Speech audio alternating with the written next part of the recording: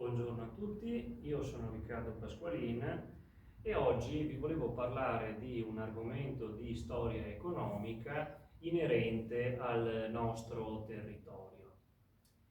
Partiamo dalla locandina dell'incontro che ho organizzato. Allora, ho voluto intitolarlo Perché in Veneto non vi fu la prima rivoluzione industriale, ponendo il titolo dell'incontro come una domanda. Partiamo dall'immagine che ho scelto. È un bel quadro, spero che vi sia piaciuto, che vi abbia anche un po' affascinati. È un dipinto di Umberto Boccioni del 1904.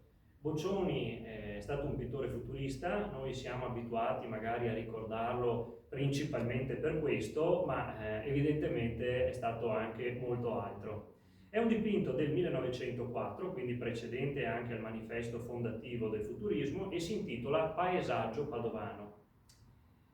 È un bel dipinto e il fulcro, il soggetto principale di questa scena bucolica è una tecnica agricola tradizionale tipica della nostra zona, appunto la piantata alla veneta. Quindi noi vediamo dei sostegni vivi, degli alberelli, con i festoni delle viti, va bene? Quindi la coltivazione della vite con sostegno vivo. In realtà se guardiamo c'è anche un palo, va bene? Quindi per carità abbiamo un ibrido, però è una bella rappresentazione della tecnica della piantata alla veneta. Se noi osservassimo questo dipinto senza avere una didascalia, senza avere dei riferimenti cronologici, ecco, io credo che potremmo avere delle difficoltà a collocarlo nel tempo, nel senso che magari qualcuno potrebbe scambiarla per una scena dell'Ottocento, mentre siamo all'inizio del Novecento, magari qualcun altro potrebbe pensare addirittura al Settecento, al Seicento, forse anche al Cinquecento, perché ci sono degli aspetti propri del nostro paesaggio che sono mutati molto poco. La tecnica della piantata alla veneta è una di quelle costanti che è rimasta qui da noi fino al secondo dopoguerra. E durante la mia presentazione, durante il mio intervento di oggi, avremo modo anche di tornare appunto sulle invarianti di questo territorio.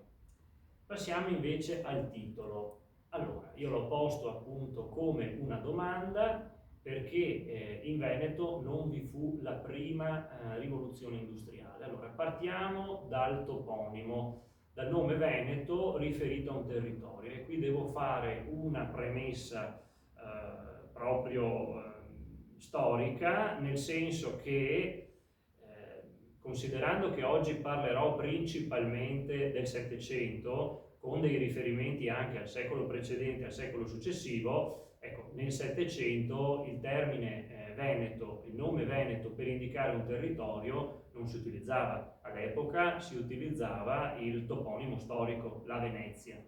Il nome Veneto per rivolgersi a una porzione di territorio, alla regione storica della Venezia, lo incontriamo a partire dall'Ottocento. Durante l'Ottocento, durante anche la prima parte del Novecento, abbiamo un'alternanza dei due toponimi, la Venezia e il Veneto. Il nome storico della regione sarebbe la Venezia. Oggi magari, insomma, diciamo che è più ricordato il nome dell'attuale regione, si parla generalmente più comunemente del Veneto, quindi è stata una scelta puramente comunicativa, va bene? L'ho fatto per intenderci meglio, diciamo. Andando avanti con il titolo, prima rivoluzione industriale, è quel fenomeno che gli storici pongono tra la fine del Settecento e gli anni 30 dell'Ottocento come periodizzazione. In realtà però oggi, più che parlare della cosiddetta rivoluzione industriale, io parlerò delle sue cause, di una delle sue cause principali, cioè il cambiamento economico precedente la cosiddetta rivoluzione agricola. Sto continuando ad utilizzare il termine, la parola cosiddetta, perché Questo spiega il fatto che nel titolo ho utilizzato le virgolette. Perché ho messo tra virgolette l'espressione rivoluzione industriale? Perché tra gli storici negli ultimi almeno 40 anni c'è stata una discussione anche piuttosto accesa attorno all'utilizzo del termine rivoluzione per indicare dei mutamenti importanti per la storia dell'umanità che hanno riguardato in realtà dei cambiamenti di paradigma scientifico, anche filosofico ed economico. Mi riferisco nello specifico alla cosiddetta rivoluzione scientifica, la cosiddetta rivoluzione agricola, la cosiddetta prima rivoluzione industriale, a cui poi è seguita la seconda e la terza. La questione fondamentale, l'argomento principale, diciamo, di questo dibattito è legato appunto all'etimologia, al significato originario del termine rivoluzione. Se noi andiamo a guardare l'origine del termine, l'etimologia deriva dal latino revolvere, nel senso di rivolgere, di ritorno indietro, di ritorno indietro. E oggettivamente questi mutamenti non sono legati a un ritorno a una situazione precedente, anzi sono dei cambiamenti rivolti in avanti che sono stati irreversibili, non si è tornati a nessuna situazione di partenza e sarebbe stato del resto impossibile. Nel momento in cui avviene un'evoluzione scientifica non si torna più indietro. Lo stesso è avvenuto con l'agricoltura e ancora di più anche con l'introduzione di nuove invenzioni, di nuovi procedimenti produttivi con la prima rivoluzione industriale, quindi non c'è alcun ritorno, ragion per cui diversi storici asseriscono che bisognerebbe parlare più correttamente di evoluzione scientifica, evoluzione agricola, evoluzione industriale. L'utilizzo del termine rivoluzione scientifica, rivoluzione agricola, rivoluzione industriale, che associa inevitabilmente questi mutamenti alla rivoluzione inglese, alla rivoluzione americana, alla nascita degli Stati Uniti, alla rivoluzione francese e a tutte le altre rivoluzioni della cosiddetta lunga stagione delle rivoluzioni, ecco, è entrata nella storiografia per una determinata ottica, con una determinata ottica, evidentemente un'ottica, definiamola progressista, di cammino dell'umanità in cui a dei mutamenti politici si associano come collegati, come inevitabili anche dei mutamenti di carattere economico, di carattere tecnologico, come se il cammino dell'umanità fosse una catena, diciamo, di eventi che si susseguono in maniera inesorabile, strettamente collegati tra loro. Era inevitabile che accadesse uno e accadesse anche l'altro. In realtà i cambiamenti politici legati appunto alle rivoluzioni politiche non sono necessariamente in maniera proprio diretta, stringente, collegati a dei mutamenti economici come quello della cosiddetta rivoluzione agricola e della rivoluzione industriale. Gli storici quindi hanno messo in discussione questa periodizzazione, questo, diciamo, percorso progressivo, progressista dell'umanità, e hanno cercato di problematizzare l'utilizzo di questo termine, ragion per cui, come ho già detto, alcuni studiosi preferiscono parlare di evoluzione scientifica, evoluzione agricola, evoluzione industriale, e personalmente è anche la scelta che adotto io personalmente, quindi spiegato anche l'utilizzo delle virgolette nel titolo. Ho detto che nello specifico non mi occuperò direttamente della prima rivoluzione industriale, parlerò di una delle sue cause, ed è da lì che bisogna partire per rispondere alla domanda che ho posto come titolo, anche in maniera un po' provocatoria, diciamo, per attirare un po' l'attenzione. La prima rivoluzione industriale oggettivamente nei territori della Serenissima non si è manifestata non si è attuata con le caratteristiche che ha avuto in altre porzioni del nostro continente. Perché? Per capirlo bisogna fare un passo indietro. Allora, io credo che già a questo punto magari qualcuno potrebbe un pochino storcere il naso, perché effettivamente ci sono degli studi che provano e che documentano, che spiegano come l'utilizzo di nuove tecnologie era stato introdotto anche nel Settecento veneto, anche dalle nostre parti c'erano state delle sperimentazioni importanti. Mi sento di citare per esempio gli studi del professor Bullino, che sono degli studi molto belli, anche molto appassionanti da leggere, ecco, ben scritti, che effettivamente provano e descrivono l'introduzione di esperimenti nell'utilizzo, nell'impiego di diversi macchinari nell'ambito veneto. Allora, sicuramente l'introduzione di alcune evoluzioni c'è stata, ma non basta questo per parlare di una rivoluzione industriale. Una rivoluzione industriale si ha quando c'è un mutamento più generale nell'economia, nei processi produttivi, nelle dinamiche sociali ed economiche in una maniera più estesa, potremmo dire per sintetizzare a 360 gradi. Questo nell'ambito veneto non è avvenuto tra l'ultima parte del Settecento e l'inizio dell'Ottocento. Cerchiamo di comprendere le cause e per capire le cause dobbiamo fare riferimento alla precedente evoluzione economica di grande portata, che è appunto l'evoluzione agricola. Allora, sia la prima rivoluzione industriale che la precedente rivoluzione, la rivoluzione agricola, hanno avuto il loro fulcro in una determinata zona del continente europeo che è l'Inghilterra. E i due fatti sono strettamente legati, cioè l'evoluzione dell'agricoltura in Inghilterra ha posto le basi per quel successivo fenomeno che è stata l'evoluzione in senso industriale. L'agricoltura inglese già nei secoli precedenti al Settecento aveva conosciuto dei cambiamenti importanti. L'Inghilterra dal punto di vista climatico non è la zona migliore del continente per coltivare, tuttavia l'economia inglese durante il Seicento si presenta come in crescita, come notevolmente potremmo dire produttiva, come competitiva.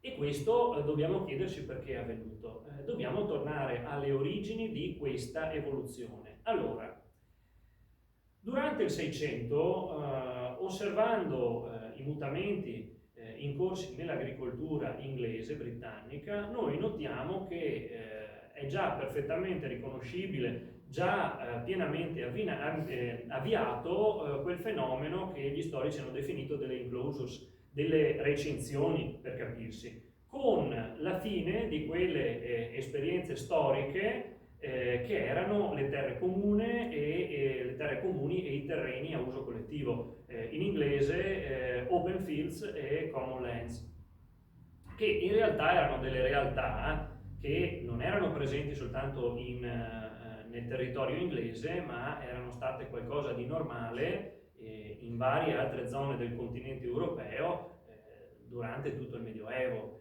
Che cosa intendiamo per capirci? Le terre comuni erano dei terreni che erano affidati alla collettività che poteva usufruirne liberamente. Erano dei terreni che appartenevano a una comunità e ogni membro di quella comunità poteva liberamente usufruirne. Erano delle fonti di risorse molto importanti per la popolazione rurale di diverse zone del continente. Parliamo di zone poi ipoteticamente potremmo dire, non lo so, zone acquitrinose oppure dei boschi in cui la popolazione poteva cacciare, poteva pescare liberamente, oppure poteva raccogliere legname, poteva raccogliere frutta, poteva raccogliere funghi, tutti elementi che erano delle risorse importanti, per esempio che arricchivano la dieta delle popolazioni rurali.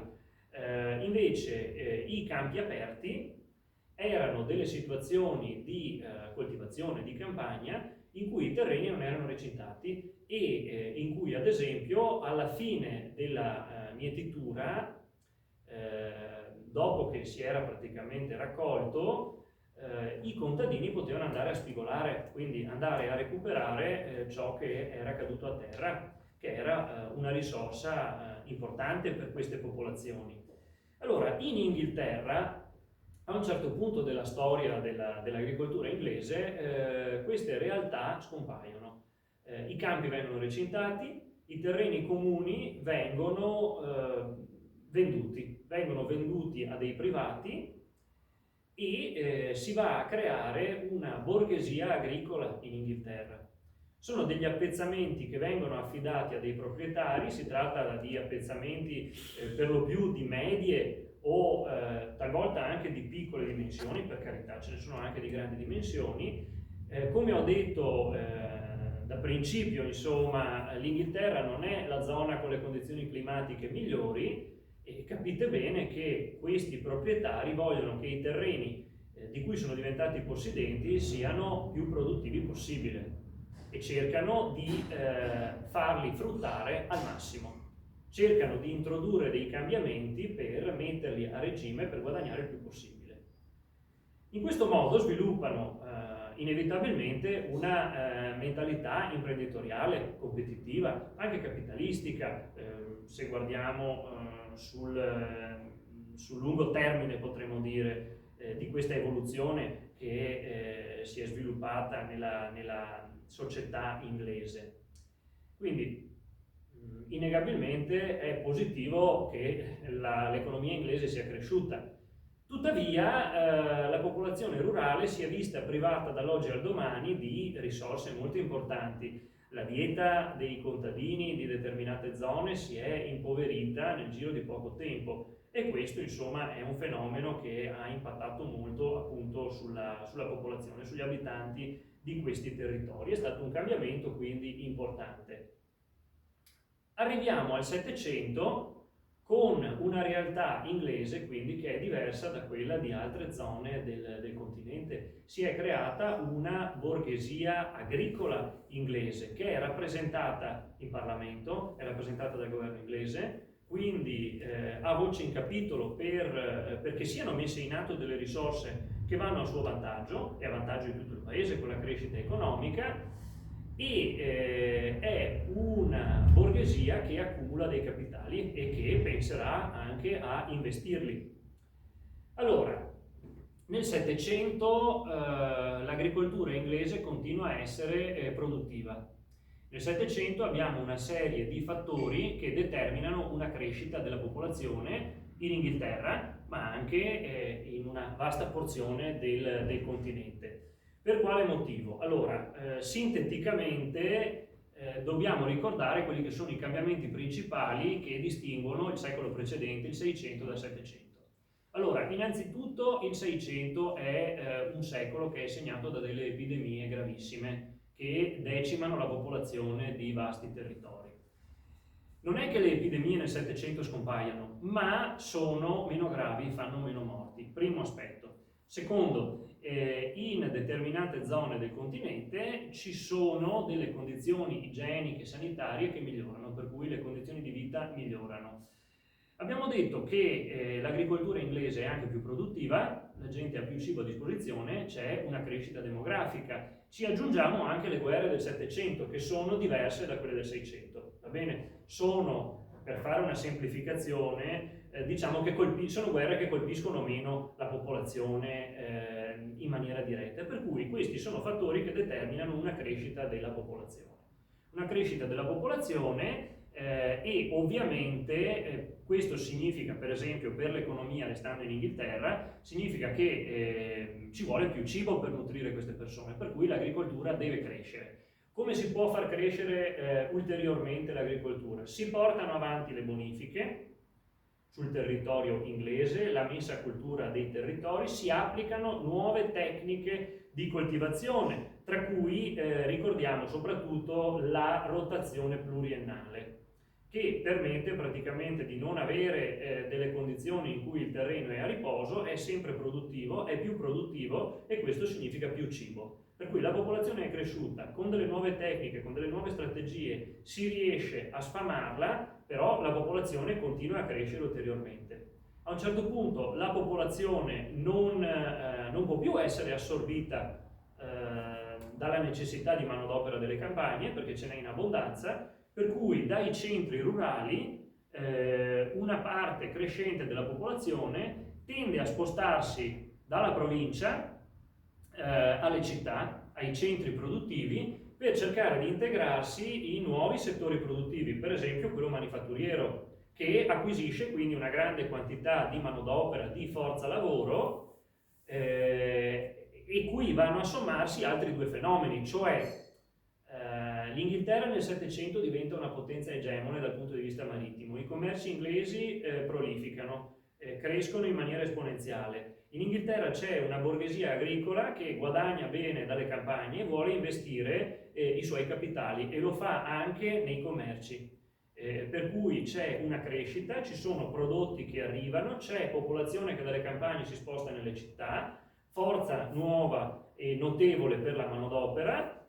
Nel momento in cui si introducono nuovi macchinari, nuovi mezzi di produzione, capite che si arriva appunto all'evoluzione in senso industriale. Va bene? Queste sono le origini della cosiddetta rivoluzione industriale. Questo è ciò che è successo in Inghilterra con una serie, chiamiamoli, di vettori, di spinte che sono andati verso un'unica direzione. Facciamo un parallelo con la nostra zona, con l'ambito veneto. Allora, partiamo sempre dal 600. Leggendo I Promessi Sposi, tutti noi insomma conosciamo la storia di Renzo e Lucia che abbandonano il Ducato di Milano quando era un possedimento spagnolo, faceva parte dell'impero ispanico, e passando il confine si trasferiscono in territorio veneto. Va bene? C'è la questione di questi giovani sposi che scappano dalla peste e cercano condizioni di vita migliori. In realtà non è che nello spazio veneto, nei territori della Serenissima, la pestilenza non ci sia stata, anzi proprio la cosiddetta pestilenza manzoniana, quella degli anni 1630-31, è stata devastante.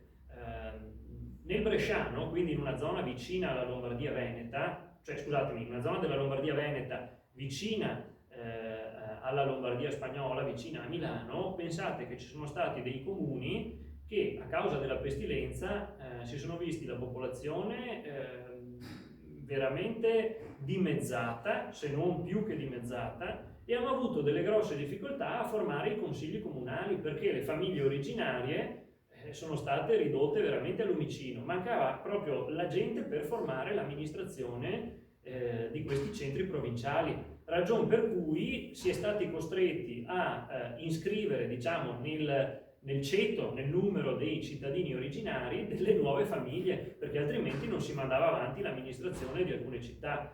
Capite quanto è stata grave la situazione della peste, per esempio, nel Bresciano. Ma venendo per esempio alla nostra zona, alla Campania Veneta, nel Padovano, durante il 600 i morti tra i contadini sono tantissimi e veramente viene a mancare anche la forza per coltivare.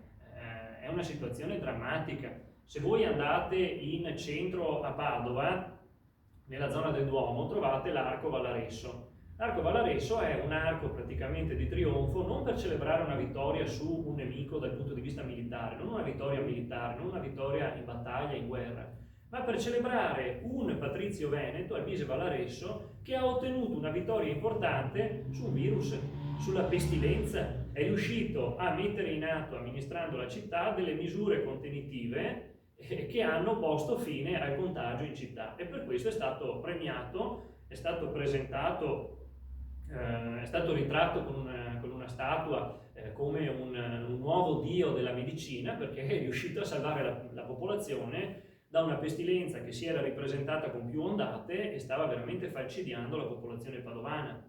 Se da Padova prendete la strada che va verso Bovolenta, poco prima del centro del paese, trovate la zona dell'Idrovora, Prati Arcati o Patriarcati, che dir si voglia. Il nome corretto, il toponimo corretto sarebbe Prati Arcati, perché è un terreno che originariamente era a dorso di mulo, va bene, una conformazione del terreno, poi il termine si è corrotto, per cui è passata la doppia nomenclatura Prati Arcati, Patriarcati, però è stato un errore di corruzione del toponimo, praticamente con l'uso popolare.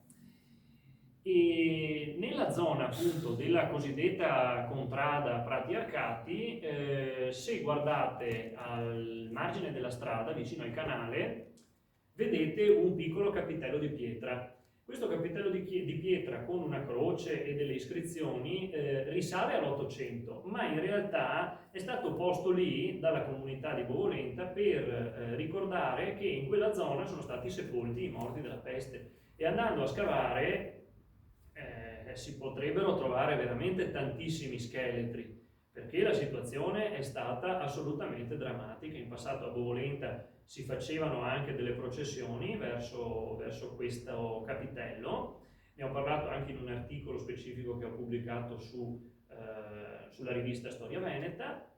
Insomma, tornando a noi, il 600 dal punto di vista delle pestilenze è stato drammatico anche per i territori della Serenissima. Nel 700 comunque le condizioni migliorano per tutto il continente, compreso anche l'ambito veneto. La campagna veneta è molto produttiva, è un territorio molto fertile, lo ricordava anche Napoleone, tra le pianure più fertili d'Europa.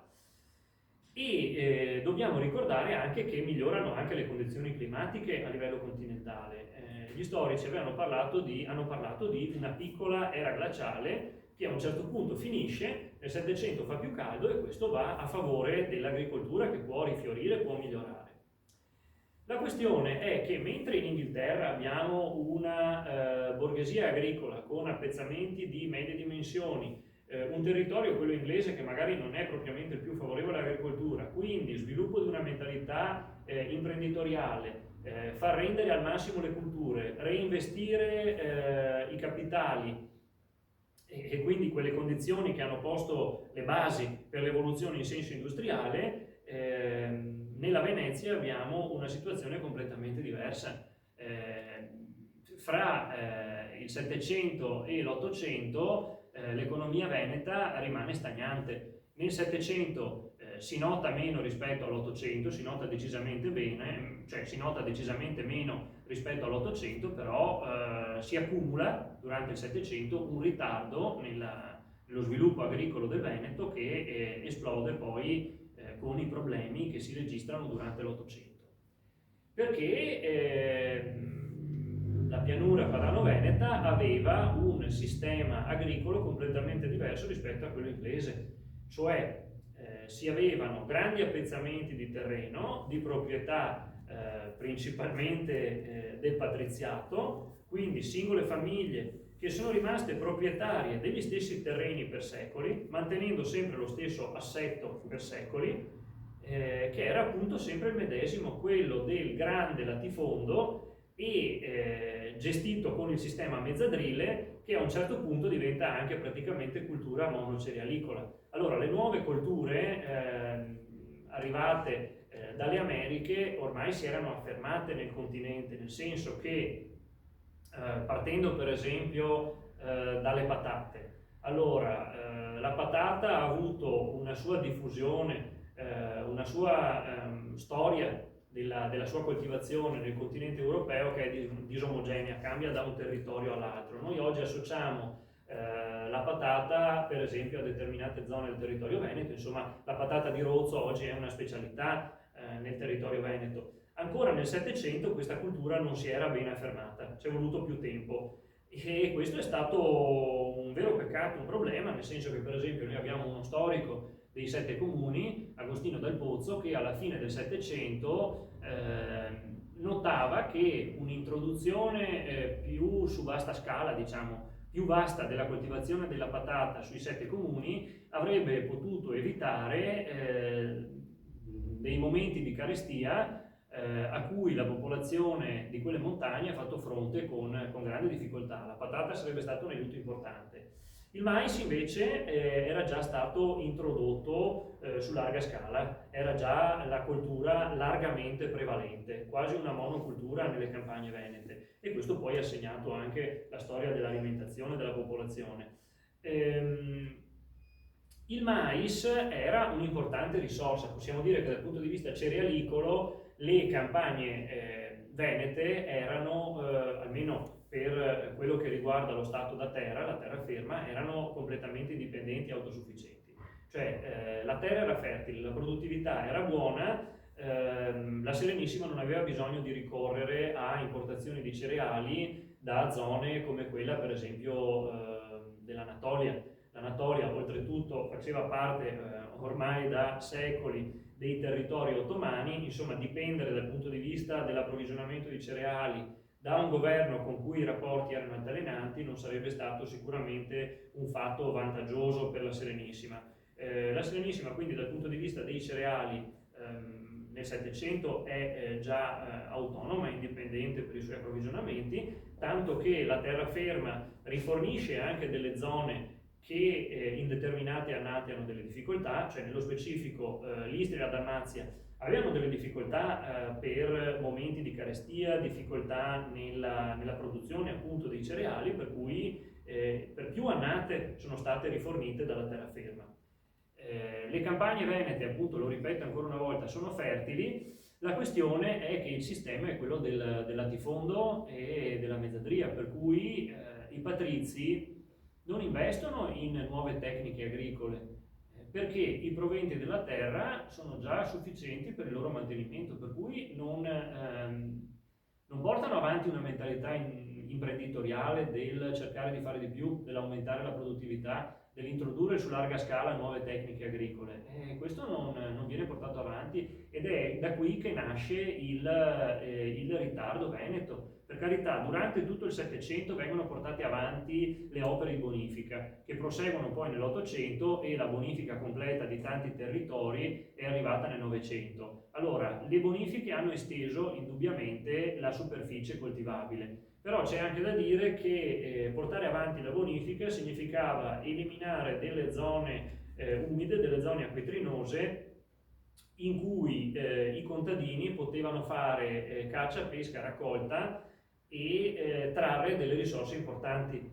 Per cui anche a questo va ricollegato il fatto che poi nell'Ottocento la dieta dei contadini veneti si impoverisce drammaticamente, con le conseguenze anche insomma del cosiddetto morbo della miseria, no? Della pellagra, che in Veneto è stato qualcosa di veramente terribile.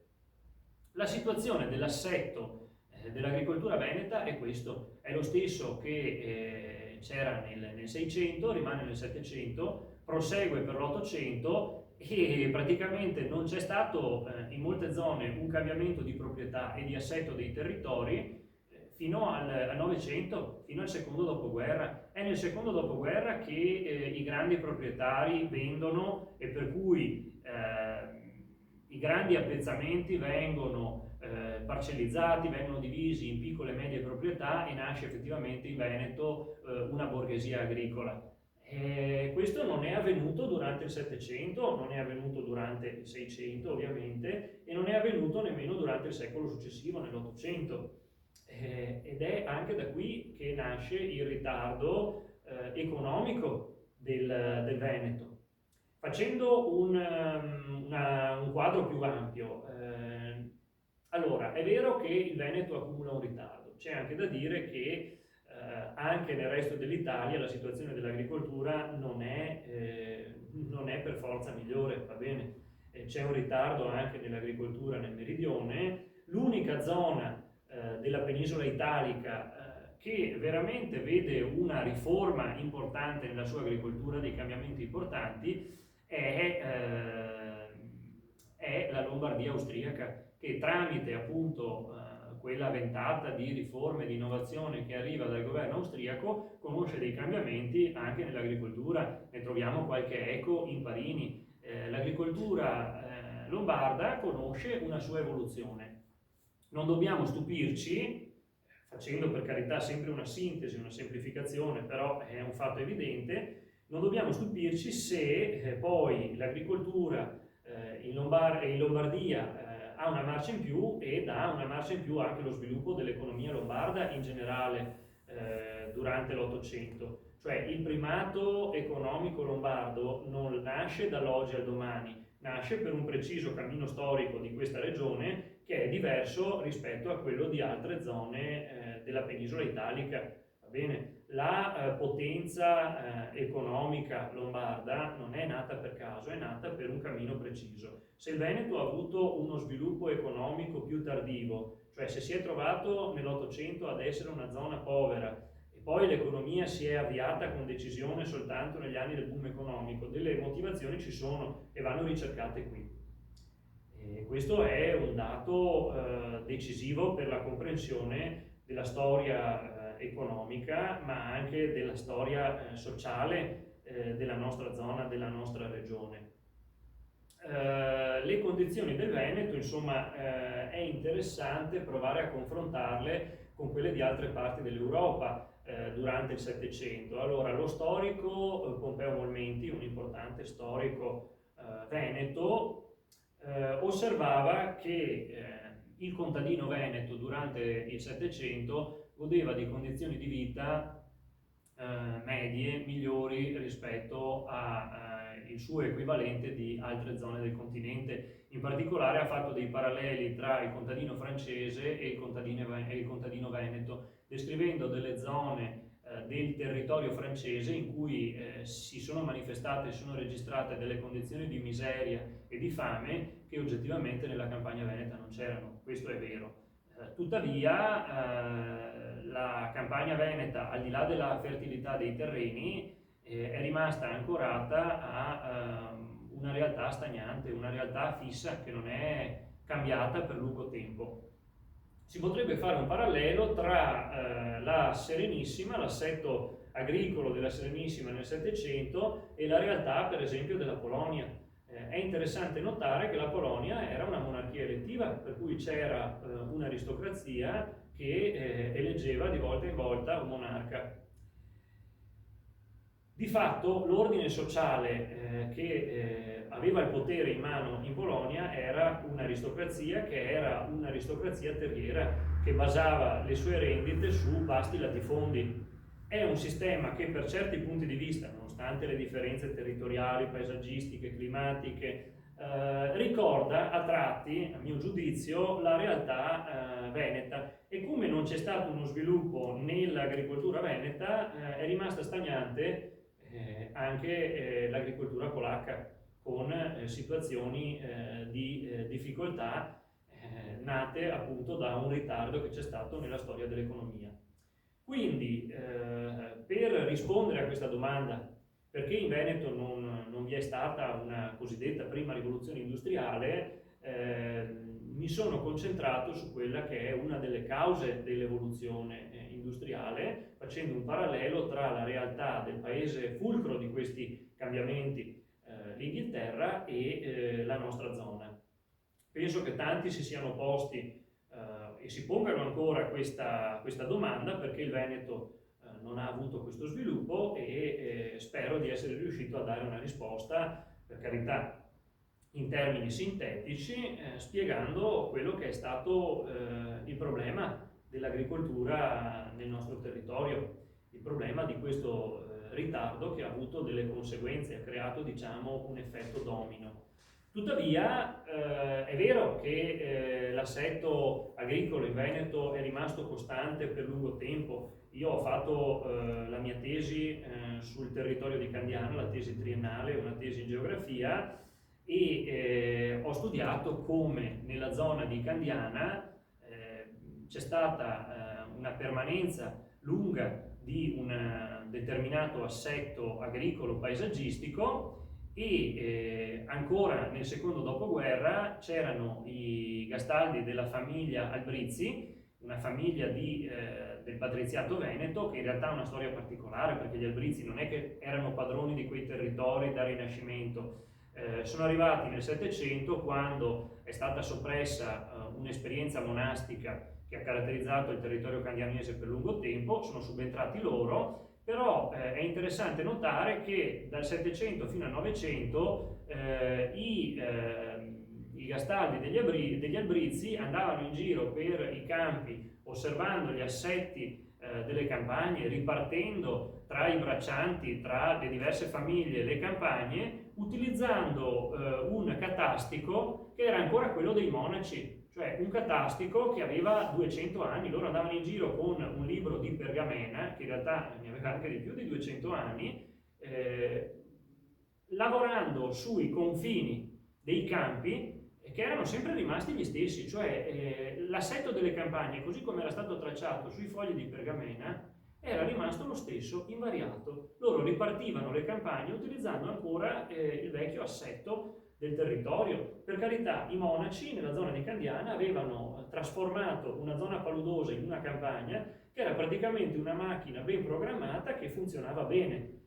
Certo è che con il cambiamento dei tempi sarebbe stato il caso di introdurre nuove tecniche agricole, dei cambiamenti nell'agricoltura, che anche a Candiana, anche in questo paese della bassa padovana, sono arrivati tardi. Però c'è un aspetto positivo, un aspetto potremmo dire ecologico, nel senso che ci ricolleghiamo a quello che ho detto nella mia introduzione, le invarianti territoriali. Questo è un termine che è stato utilizzato da alcuni studiosi della storia veneta.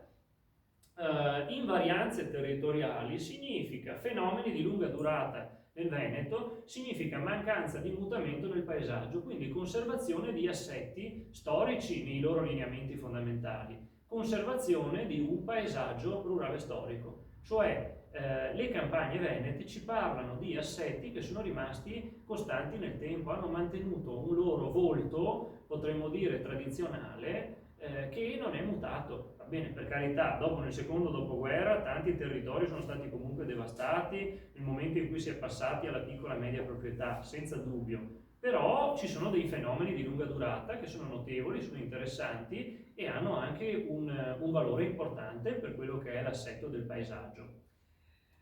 Bene, allora io credo di non aver detto nulla di nuovo rispetto a quello che hanno ampiamente spiegato, approfondito nomi ben più illustri del mio.